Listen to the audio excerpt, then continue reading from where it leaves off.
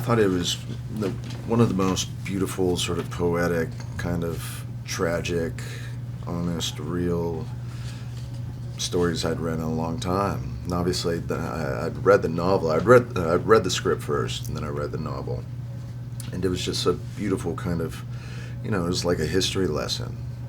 Um, then I realized I had a lot of similarities to it because it's dealing with, my character Jamie, an older brother and older father on a struggling farm. I grew up on a struggling farm with my older brother and father in northern Minnesota. And so I actually was able to learn a lot about, other than what I've seen in prior films and read and in other books, I was able to see this particular family in this life and what they were dealing with in their community and in the Mississippi Delta at this time. And so, and obviously, Dee Reese directing it, it was just, I don't think any other director could have done what she did in this and made it kind of as beautiful and painful and honest as it was.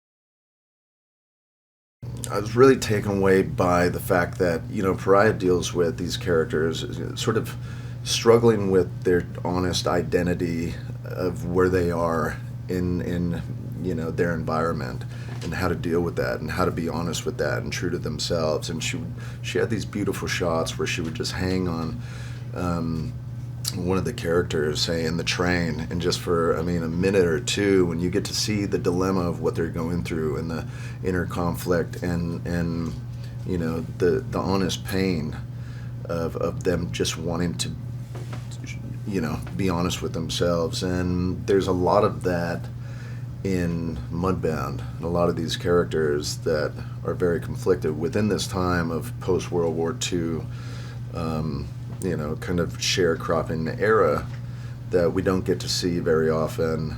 And it's just, everything just kind of came together to be something that I had to be a part of.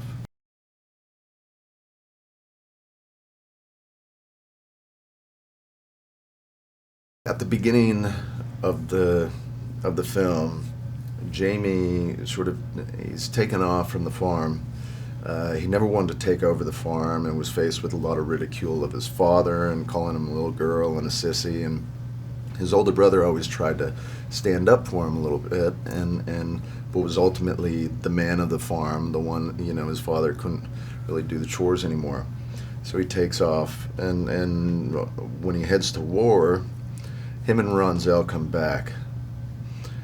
They both expected to return soldiers and possibly have a parade in the streets for them, but Ronzel's character can't even walk through the front door of a grocery store.